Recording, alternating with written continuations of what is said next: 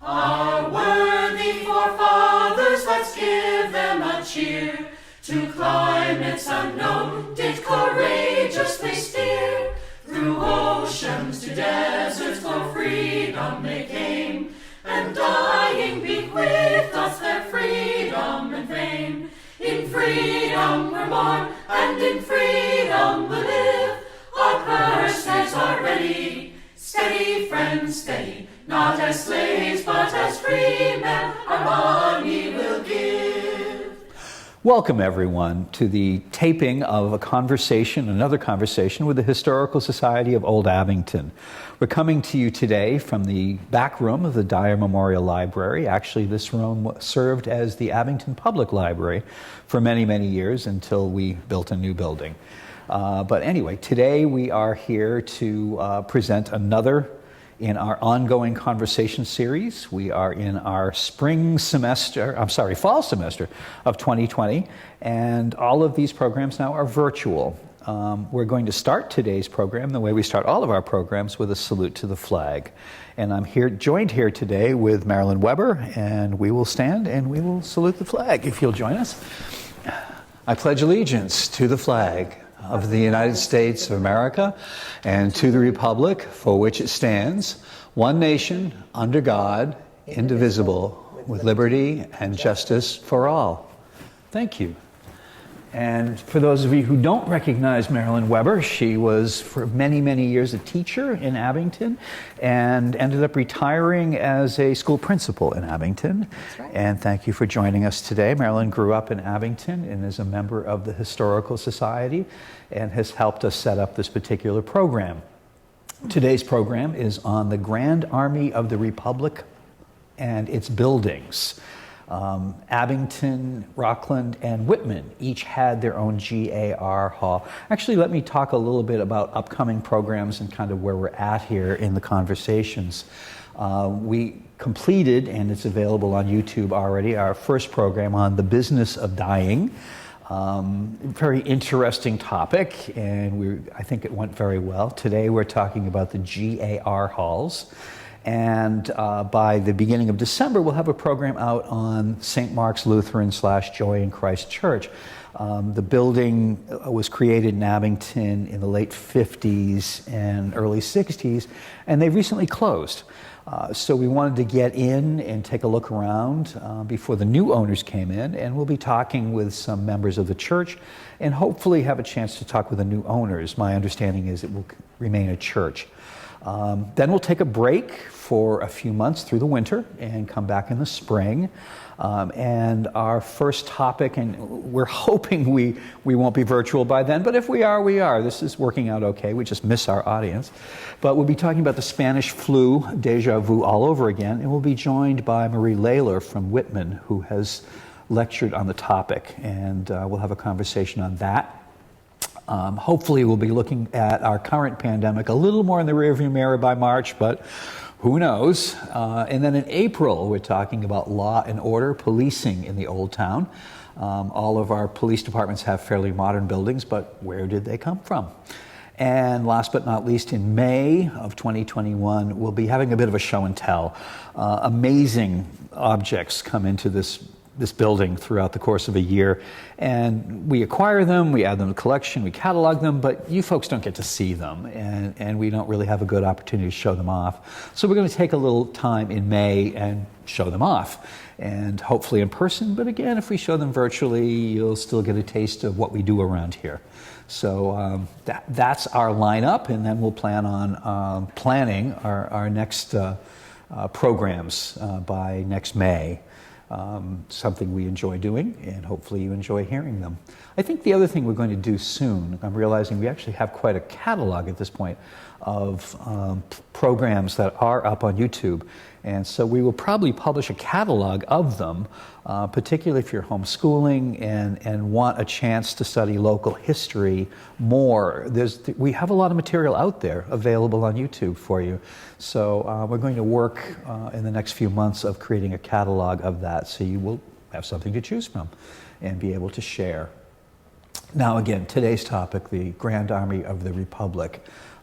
Again, Marilyn helped me pull some of this together in terms of, well, again, the way we're going to do this today is we're going to talk about the three halls, and then we're going on a field trip right after this to the Rockland Hall, and Mrs. Webber helped set that up for us, so it's an important thing. Grand Army of the Republic, what is it? What is GAR?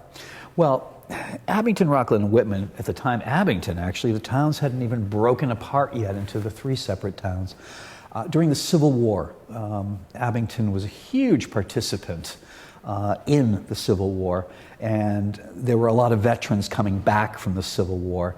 The veterans actually ended up organizing into the Grand Army of the Republic. It was formed, as shown here up on screen, in April 6th of 1866 for Civil War veterans.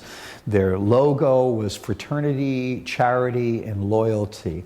Actually, Marilyn, I think we've discovered that a piece in the GAR Hall had that on it. It looked like some type of mortar, but it was more decorative in nature. Some sort of prop or something. But we actually found the wording around it. So this kind of brings that logo home. But they weren't just a social organization for veterans.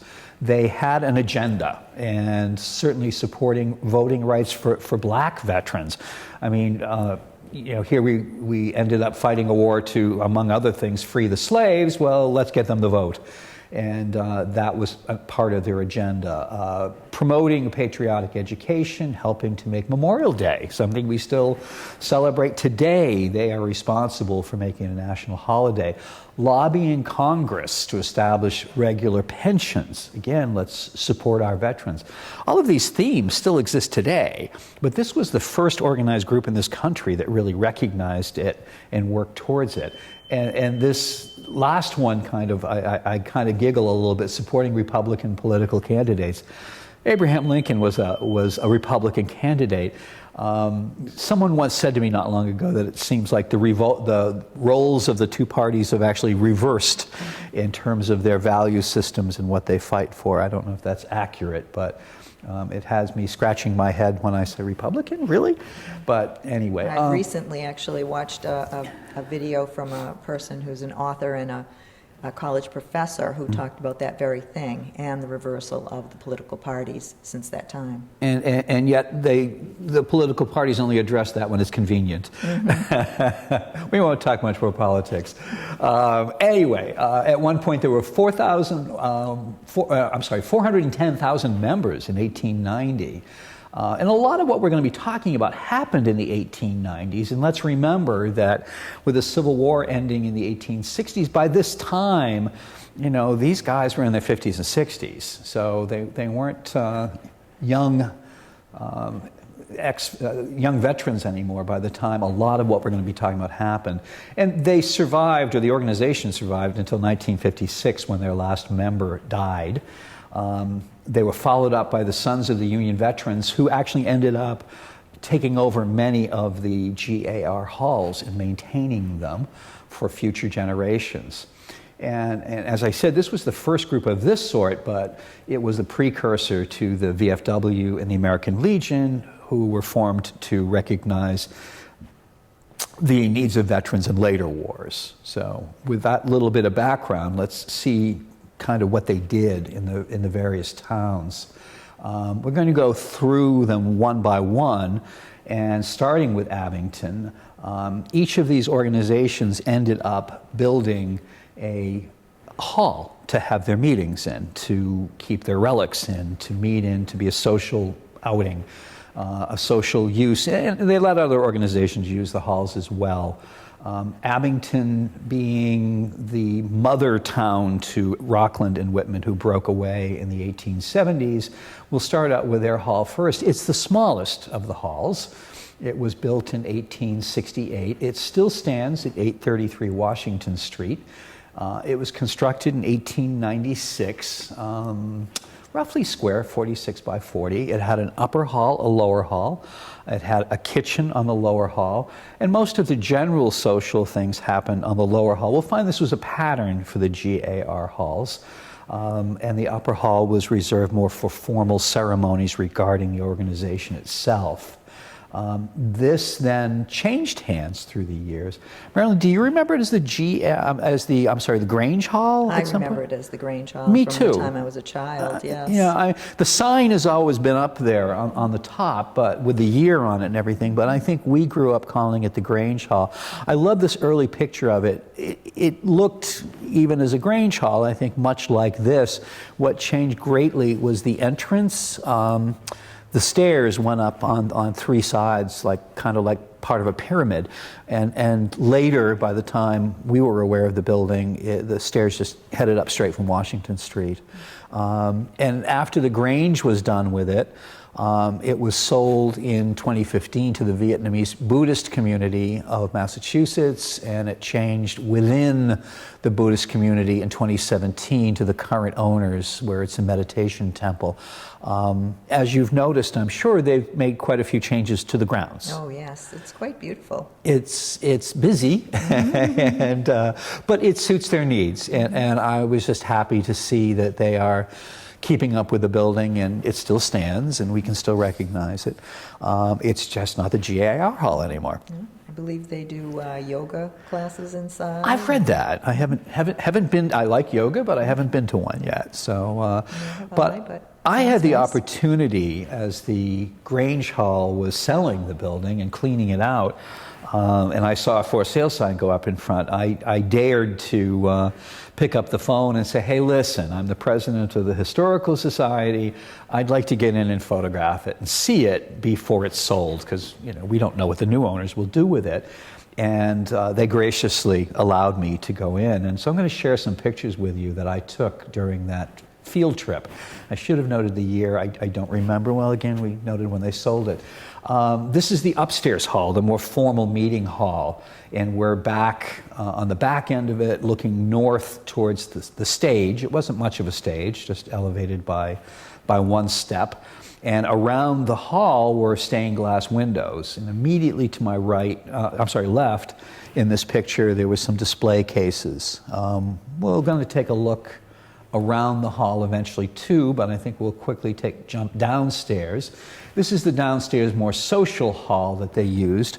They eventually, to the back, and the back is shown on the left-hand side here, added on a wing frankly for toilets, because the original was in the basement. It was pretty damn crude, and it was still there when I had a chance to see the building. They added a fire escape back in the center there, towards the back on Central Street, and this was the kitchen here, which was there originally. They always had a kitchen to serve the social hall downstairs, and I think the Grange was famous for its dinners it would put on for its different organizations. I had never attended one, but I haven't either. I had some of the recipes from the late Bronya Waleski, who was very active in the Grange. She was also a lunch lady. Oh, yes, she was. At North, I think, North School? I don't remember exactly which, I believe maybe North I think it School. was North, but she was a neighbor of mine on Dale Street too. So I have some Grange recipes, which are kind of fun to have. But the building had some amazing detailing in it, and I hope it still has the amazing detail in it. I always shudder when I look at a beautiful cupola like that and saying, will it get maintained? People don't see a lot of function in cupolas nowadays, and they don't want to put a lot of money into them. It's still up there. I don't know if it's being maintained by the Buddhists or not. In the middle section, we're seeing the newel post, which I believe to be walnut, on the stairs going up to the main hall. And there weren't many of the stained glass windows left. This is a photograph of one of the more colorful ones, and there was mention made of who the donor was or who it was in honor of. These are unfortunately lost to us. I had again made overtures when the Buddhist folks had taken it over to see if maybe one or two could be salvaged for the Historical Society, but I was told that the contractor who replaced the windows had some sort of deal to be able to keep the windows he took out. So I don't know where they are. Maybe someone does, but they are lost to us. Well, at least we have a few photographs. Also, the upstairs landing had these incredibly turned balusters through there, and again, I think they're walnut. And I mentioned earlier that the upstairs hall had a display case to one side, and also from a room, and we discovered this in other GAR halls, there was a speaking port in the door. You couldn't just walk in the middle of a ceremony that they were putting on or some ritual. You had to be let in, often with a door knocker, and but with a speaking port, and that's what's in that door there from some sort of like robing room behind it. This was a detail that amazed me, and this was in the entry lobby and the upstairs lobby. Above the wainscoting, the bottom paneling, to put it in more layman's terms, there was this ornamental plaster detail and maybe a shadow line above it of some sort of striping. And I was thrilled when I found some cabinetry in the upstairs hall that had been built over this sort of construction and actually had the staining of this lower band to call it out, and I think there would have been a wood strip above it, and then literally a red pinstripe across the whole thing, which you can barely make out. I haven't seen detailing like this before. I can't imagine how much time it must have taken to do that. They had the expertise to do it, and the craftsmanship that were applied to buildings. I think a lot of what we saw too is that the GR halls were being built and supported by veterans who had these skills, and they were donating them, or they were in some way contributing them and putting their skills to work here in these halls. So they had some exquisite workmanship, and this is a good example of it. I don't know if this has survived, but again, it survives in this image, so we have it at least there. Moving on to Whitman. This hall is lost to us. It was destroyed by fire on August 24th of 1974. And actually, I had some interaction with it in the late 70s, and it's kind of a bizarre connection. I find that sometimes happens in my life. But this was the McPherson Post. No, I'm sorry, it wasn't.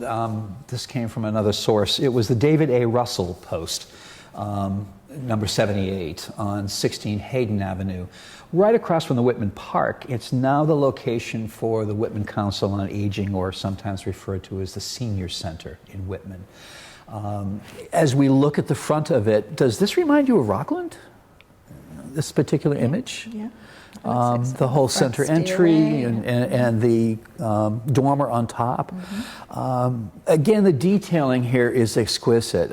It's an Adam or Federal style with a great deal of applied surface ornamentation. We're seeing some urns on top of the baluster over the entryway, and there's a little section of railing in front of the dormer on top, and on top of that there's even a finial up on top of the peak. They spent a lot of money here. They really did. Size-wise, we don't know. It's similar to Rockland. It's in between the two in terms of size. What I was thrilled about was to find here in the Dyer archives that we actually had some early interior photographs. That's incredibly rare, but we have them. And this would be the upstairs hall, the upstairs meeting hall. We're seeing a stage, a bit of a valance over the stage. I think we're seeing stars on the ceiling up there as well, painted stars, as well as a whole painted band around the top. If other halls have had these, they've been painted over. We don't see this type of detailing again. The furnishings are wonderful period. I think that's a piano up on stage, because I see a stool next to it. But wow, I mean, to find interior photographs like this, I didn't know they existed until I started researching for this conversation. This is looking the other way in the same hall, the clock over the door. I'm sure there's a speaking tube somewhere that I'm not seeing, but we're seeing, again, the painted valance up top and the stars on the ceilings and the period furniture here. So The period lighting is similar to the Rockland. good point, yeah. Rockland, we learned, had lost their original lighting and are looking to come close to it with something, and I should actually share these pictures with them. because this does look a lot like theirs. And these guys served as soldiers together. We're not aware of it, but I'm convinced there was an interaction as they were each building their own halls.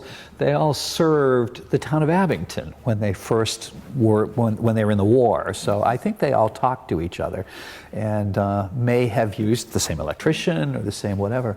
Rockland's Hall, we learned, was one of the first in town with electricity in 1899. This was earlier, so I don't know about electricity here. I don't think those are gas, but who knows? Anyway, so we have the two images and another source that came to us, and this is a fun tie-in. Our next conversation is on the Lutheran Church in Abington on the Whitman line. When they were first organized, they started meeting in the lower hall of the GAR Hall, and they had this photograph in their scrapbook. And we see a tin ceiling here, and we see some of the original windows. I didn't find any stained glass in this one, but I found multi-pane windows. So this was just a picture of the congregation worshiping there, but it tells us a little bit about the building at that time. And it's a fun find and a fun tie-in. Are you thinking, Doug, with the lighting fixtures hanging from the tin ceiling, that maybe there was gas instead of electricity? I think there could have been initially, and we often architecturally saw tin ceilings as a way of, dealing with the heat and the fire potential from gas lighting. So along with gas lighting, we often saw tin ceilings. So you may have something there. These are electric certainly by now, but initially they might have been gas, and that might have been how they dealt with it. So it's kind of interesting. Also from their scrapbook, we have the fire that destroyed it on August 24th. I think I said 1974, yeah. This is giving us a good view of the side of the building. We can also see that the front entrance had been simplified over the years. I'm sure all of those urns and balusters and fancy work were a lot to maintain. So at some point that got simplified. The connection I wanted to mention, and I kind of skipped over it, we're seeing in the back here a rack of rifles. And something that survived the fire were the rifles, or at least the metal part of the rifles. And in between colleges, I had the opportunity to work for the town of Whitman and was working for the DPW at Town Hall. And the remaining part of the rifles was sent to a gentleman on Franklin Street who worked with guns and was a gunsmith. And he actually replaced the wood and restored the rifles. And I was asked to create in Town Hall in Whitman some display cases in what was originally I think it was a ticket booth or something just in the main hall. And I did, and it was to house these rifles. I don't know if they're still there, but they were there at the time, and it's kind of a fun connection for me, at least, to look at them and say, I think those are them. Anyway, so that ended that hall for us. So, and the last one we're going to look at is the Rockland GAR Hall. And when we leave here today, we're actually going on a field trip to go see it and do a walkthrough, because this one still stands, and it's still technically a GAR hall, and it's used for social functions, and it's in remarkable condition. It needs more money and more work, but they have really been incredible guardians of the building.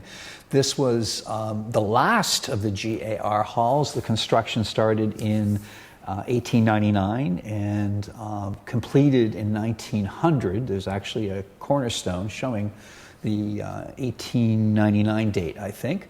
It's on School Street in Rockland, and that is out behind Rockland Credit Union for those who might not be familiar with the local geography of things. Interesting tie into a previous conversation we've done. The GAR was meeting in the Underwood block up on Union Street near the Congregational Church. And with the Great Rockland Fire of 1891, which started in the steeple of the Congregational Church, it wiped out blocks and blocks of stores in Rockland, including the Underwood block. So they were homeless in 1891. And I think we discovered it was the Women's Relief Organization or someone who actually organized to get this hall built, you know. Leave it to the women. Leave it to the women, absolutely. They were the ones who got behind it and did it. As I said, this is the biggest. It's 39 feet wide and 73 feet deep. Typical organization you'll see in the field trip, the social hall lower, the formal hall upper. This is known for its stained glass, and I actually have a picture to share with you on that. There's also a fun story here. They're barely seen in the picture, but out front there are 2 cannons that have been there as long as anyone can remember. Indeed, they were put in place in 1900. They're part of a mystery to me. I had been contacted in my role as Historical Society president by a national organization who keeps track of these things, of these remainders of things from the Civil War. And they had records saying that the Congress had authorized 4 cannons to get shipped to Abington to post 73. And they were looking for them. What happened to the cannons? And Abington doesn't have cannons. They don't. But Rockland has 4. And it occurred to me at the time that, of course, Rockland didn't exist as a town during the Civil War. Abington did. So, and again, these groups worked together. They all knew each other. And it occurred to me that they had to perhaps be ordered in the name of Abington, because Abington had soldiers in the Civil War. Rockland didn't.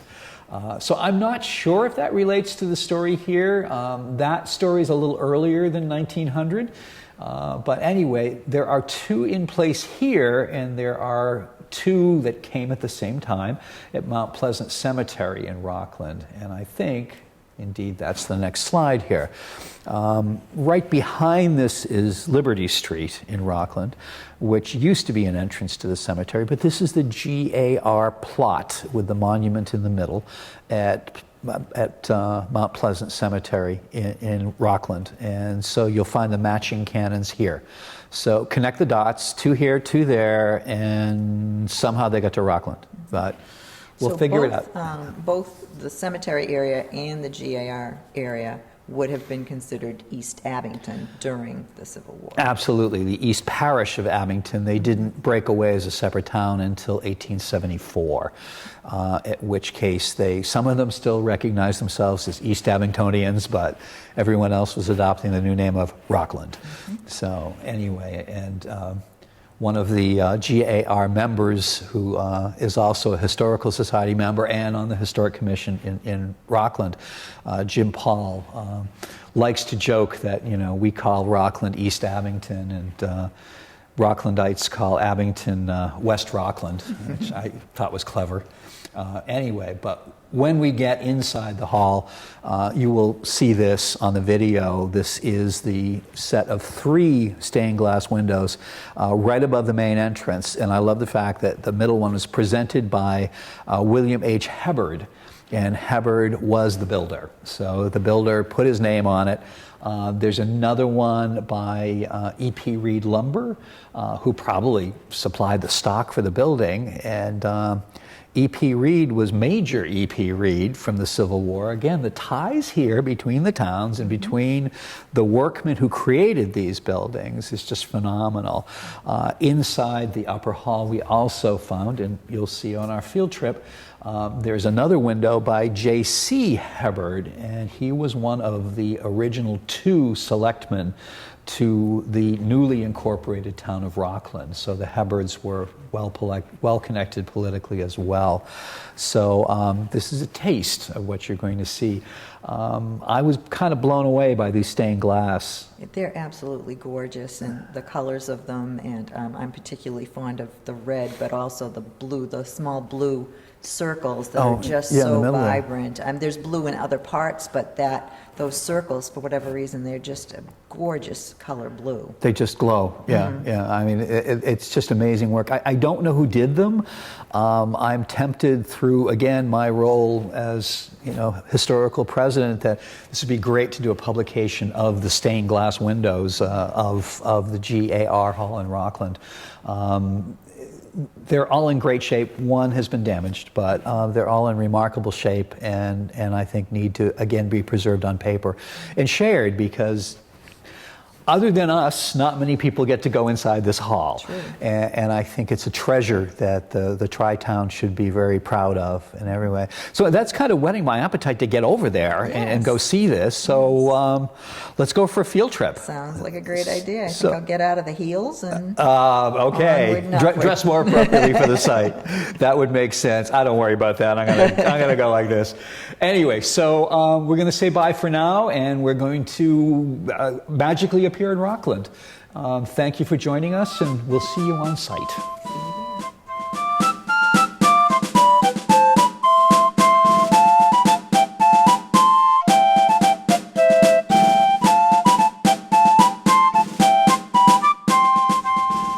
Welcome back, ladies and gentlemen. This is part 2 of our program today about the GAR halls. We are on site in Rockland for our field trip to the Rockland GAR Hall. And we are at 34 School Street in Rockland. For those of you who aren't terribly familiar with Rockland, we are about to get interrupted by a car, but we are behind the Rockland Credit Union on School Street, the big yellow building, which is probably pretty obvious by now. This is the largest of the 3 GAR halls and the newest of the GAR halls, and the only one which is still in use as a social hall, which is why we are here and chose to give a little tour of it. I want to start right out front here because there's a little story here that goes along with the cannons to either side of the door. So let's take a look over at this one perhaps first. And the story is that I was contacted a few years back by, who was it? Don Barker from the research lead database manager from a group that tracks where all these Civil War monuments and such went. And in 1882, the 47th Congress, here comes another car. I love shooting live. Anyway, authorized 4 cannons to go to McPherson Post number 73 of the GAR in Abington, and he was looking for them, and of course we don't have them in Abington. But I knew that Rockland had 4, 2 here and 2 at the Mount Pleasant Cemetery, and perhaps we'll cut in a picture of those that I have in my files. But at the same time, we know these cannons didn't arrive until 1900. So are these the mystery cannons? And if so, where did they sit between the 1882 authorization and 1900 when they arrived here at the hall? The hall, by the way, was started in 1899 and finished in 1900. We're going to head indoors now. It's a beautifully appointed hall and has some wonderful features, amazing stained glass. And so we'll show all that to you. So let's head inside.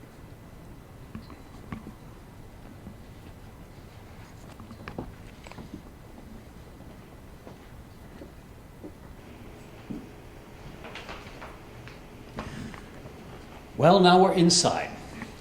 I just passed through the entry vestibule. It originally used to be a set of swinging doors right there, but they've been removed for convenience. And I just passed by the ticket booth, the things one needed back in those days. Behind me was the gentleman's smoking room. It's now the office, since we don't smoke anymore, certainly not inside buildings. We're going to proceed into the main lower hall, the public space of the building. The upstairs was private. We'll go up there in a little bit, but it wasn't generally open to the public. So let's proceed on to the lower hall. Okay, we've just come from the vestibule into the lower hall. It's about 22 feet by 53 feet, sizable space. It's the only space that was actually open to the public. And I'm being joined in the hall and for the rest of our interior tour by Historical Society member Marilyn Webber. Marilyn was an educator in Abington for many years and ended up retiring as a school principal, as I recall. Yes. And I have to share my experience with this room. I have to confess, I was in this very building back in the late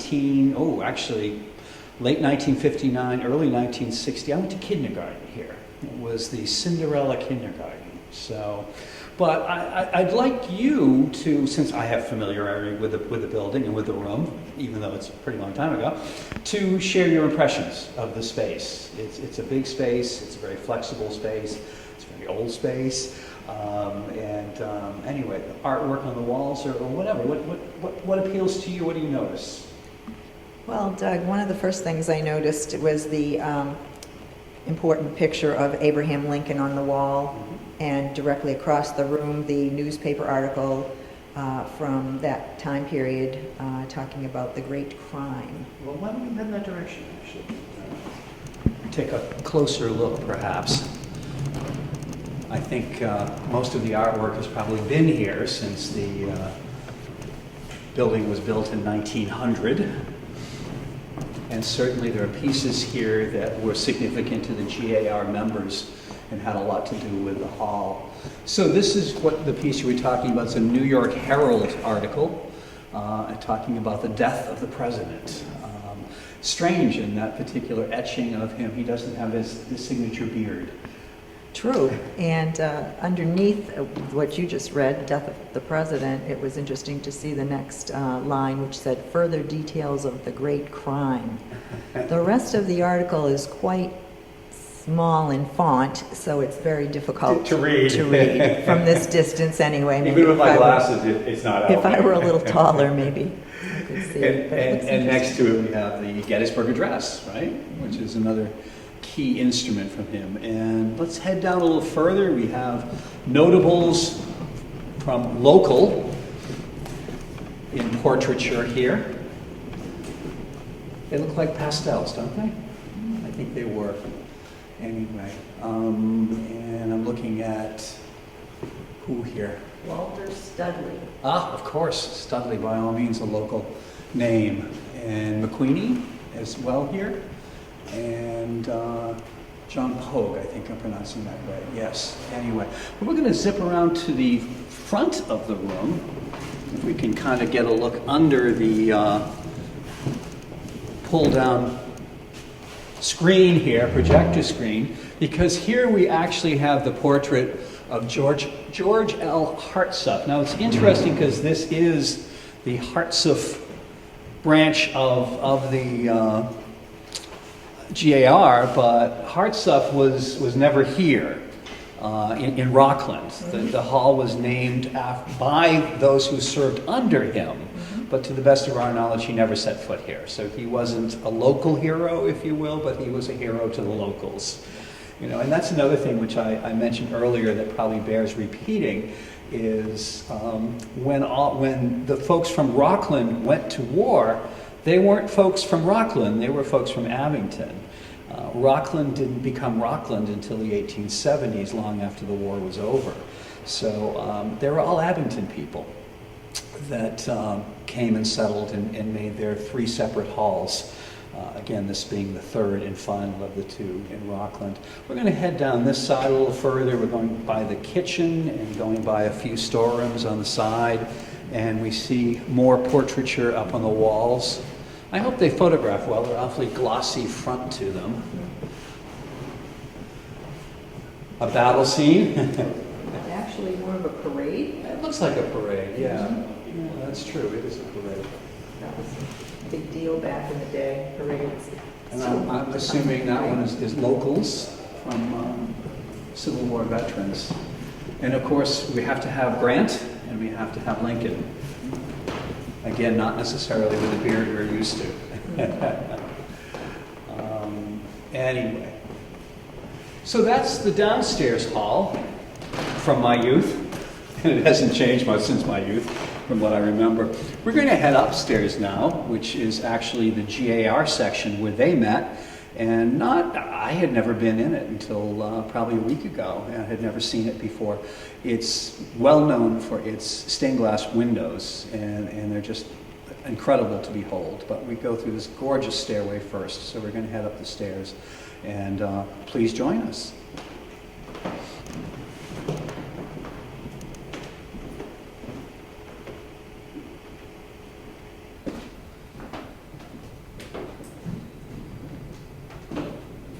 I'm admiring the details.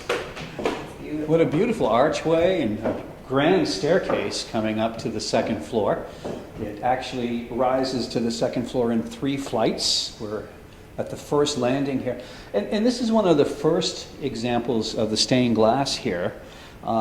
It's missing its middle section. This was presented by the firemen of Rockland. Now, a big Rockland fire actually plays a part in this saga of why this building is here, because the GAR used to meet in a building up near the Congregational Church on Union Street that burned. So they basically got burned out of where they were, and they came here. One of the stories I love is this building is here because the women of the auxiliary got behind the effort to do it, and they raised the funds and they got it built. So the building's here because of the ladies. But I'm told there was a little industrial accident here when someone cleaning put a broom hole right through the center of the glass, but they have the pieces and they may be able to salvage it. Yeah, but it's a beautiful piece, and I'm glad we're kind of on a dim day. I think it's probably helping the perception of the glass for the camera. But we're going to head up from here to the top level, and that is the Holy of Holies. That's the part that the general public never got to see, but we will today. Don't forget the light fixtures are original. Oh, absolutely. They're beautiful. This was one of the first buildings in Rockland to have electricity.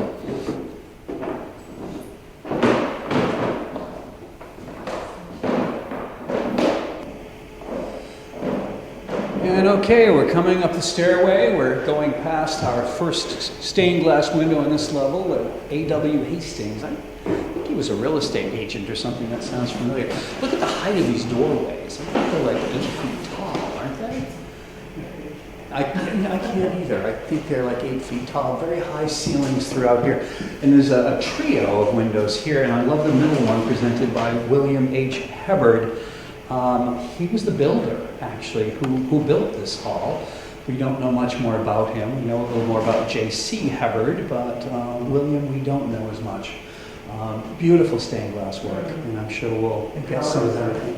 Yeah, absolutely. And all the woodwork up here.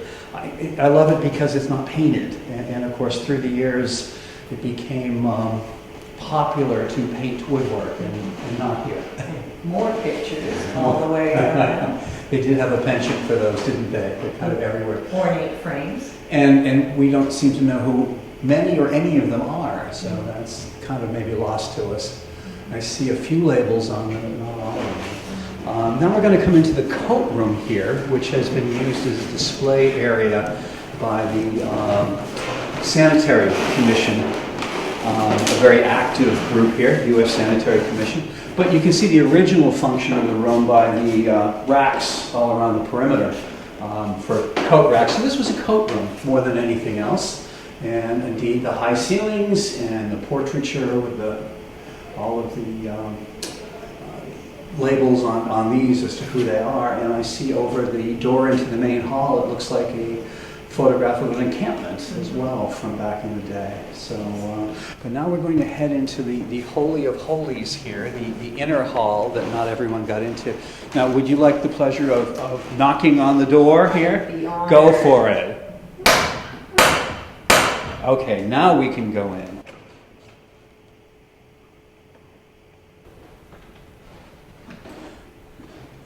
Well, and here we are. Of course, there was no one on this side to use the peephole to say who goes there, but we're in here anyway. We're now in the main hall for the GIR, the upstairs hall, where all their meetings would have been held. It's a very large room. Like downstairs, it's 53 feet long, but this one's 37 feet wide. And having been in the attic, I can tell you the way they did that was they framed it like a barn. It has large trusses up top with iron rods sticking down through it to reinforce it, because it's hard to span this big a space. So it's kind of a nice thing. Beautifully built, and it's why it stood the test of time and still here. So what are your first impressions upon entering this inner sanctum up here?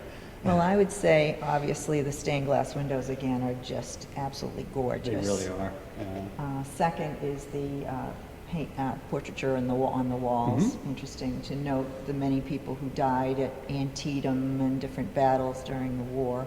or shortly after. And the stage up front, the shuffleboards on the floor. Which leads one to believe it wasn't always the holiest of holy uses in here. Right, right. In fact, we could play a game later. The equipment's in the basement, right? Attic, it's in the attic, in the I think, attic, yes. okay. But there are 3 lanes of shuffleboard set up here. So, as I said, so much for the Holy of Holies. We'll pan around the room a bit, I'm sure, too, but they've had some ceiling issues here due to leaks. The roof has been redone, in part, I know, through CPA funding as well. It's difficult to maintain a building like this, and if any of the people listening are interested in contributing, I know any contributions are certainly well needed. I understood actually through our walkthrough the other day that they're going to be shutting the building down for the winter and draining the pipes and shutting off the heat rather than heat it. In these COVID times, all of their fundraising events have been canceled, right down to and including the holiday stroll, which is one of their bigger fundraisers.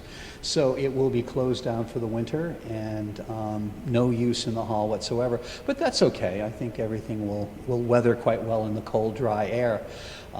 The ceiling has been patched and repaired a bit. It needs more work. It needs painting. So these are the sort of things they're going to be looking for volunteers for. They're going to be looking for funds for at the same time. I want to pivot to the front of the room here where the stage is and take a look at some of those features. It's tempting to believe there were all sorts of presentations done here, different shows. I don't know the history of it, but there's evidence of a curtain up in front of the stage here. There's a there's a wire up there with clips on it. The clips are kind of contemporary, but nonetheless, it looks like there was a curtain up there, and the stage is raised up nicely here. And this is a great relic. Actually, we took it down from the attic. This is a footlight that would have been in the front of the stage here to light what was going on upstage.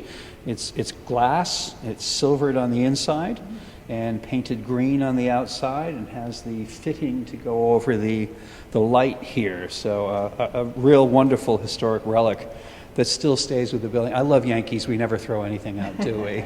So those sort of things are left. Also, I'm told that the vaults the safes that line the walls here in the corners, they'd love to get rid of. So if anyone has a penchant for those, that would be something that they would be more than happy to be rid of.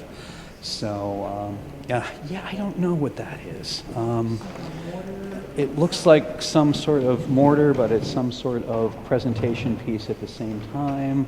And there's something on the back, but certainly a relic from the GAR days. Collinwood Post, GAR, 76, fraternity, okay. But a lot of original furnishings here. And again, to find a building of this age, 1899, completed in 1900, to find all this sort of stuff intact is just amazing. I've gone through and done still photography of the stained glass here. I'd love to do a publication, or the Historical Society do a publication at some time featuring it. That would be interesting. It would be, wouldn't it? I think over here was a fun one too, because maybe my dialogue ends here, because this is kind of where I began on the outside, in memory of J.C. Hubbard. Hubbard was one of the first selectmen in the town of Rockland, and on his window at the top in the medallion, what do we see up there? We see cannon and cannonballs. Well, again, the story goes that by 1900, the 2 cannons out front here were placed, and the matching cannons over at Mount Pleasant Cemetery on Liberty Street were placed at the same time. So the Hubbards were involved by selectmen, by builder, by whatever. And it's interesting to see the family involvement throughout the years. A lot of the portraiture here, you've read a few of them yourself. They're very dark and probably in need of a cleaning, but yeah, really. But this particular one is William Jacobs, Company 6, 12th Mass. But the whole hall is lined with this bit of history missing to us now. And it's such a shame to see something like this. It's such a gem itself to go to disrepair. Watching the ceiling crumble there and all. It just is sad, because it really could be refurbished to its greater glory. Absolutely, absolutely. I think so. And I know they've talked about redoing lighting in this. Electrician Jim Paul, who's known to both of us, he's actually the Rockland wiring inspector, has been doing work in the building, and they've been hoping to locate some appropriate historic lighting fixtures to put in here, or some version of them that would be appropriate. So there's an ongoing effort among the volunteers and membership here to maintain, to fix up, to keep it going, and that's a struggle. But anyone who's interested in volunteering or donating or whatever, this is the last GAR hall left in the 3 towns, and it's very, very dear to us, and we're very grateful to have had the opportunity to come here today. Jim Paul actually loaned me his keys, which is how we got in, and Rod Blunden was also the head who allowed us to film here today. And we'll hopefully be talking with him soon as well about the efforts here and something ongoing. So we thank you for joining us on this field trip, and we hope you have enjoyed this presentation. It will be on local cable, and which is possibly where you're seeing it, or perhaps you're seeing it on YouTube. So do look for us at the Historical Society of Old Abington for our upcoming programs. Find us on YouTube and find us on Facebook. We have our own page there. Thank you, and thank you to Paul Watson for being our videographer today and taking us through the paces. Until next time. Thank you, Doug. Thank you. We stand, by dividing we fall, in so righteous a cause let us hope to succeed. For heaven approves of each generous deed. In freedom we're born, and in freedom we'll live. Our purses are ready, steady friends, steady. Not as slaves, but as free men, our money will give.